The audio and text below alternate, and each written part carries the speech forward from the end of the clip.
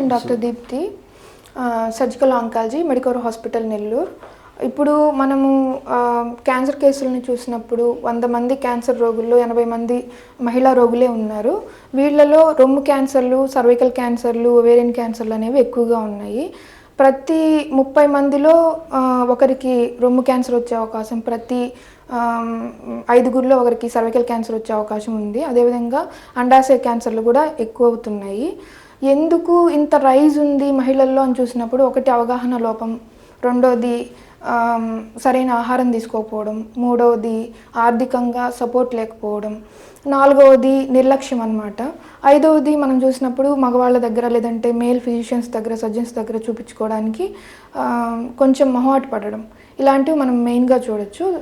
దీంతోపాటు రూరల్లో ఉండడం, అంటే యాక్సెస్ లేకపోవడం, హెల్త్కి యాక్సెస్ లేకపోవడం అనేది కూడా అదర్ రీజన్ అని చెప్పుకోవచ్చు.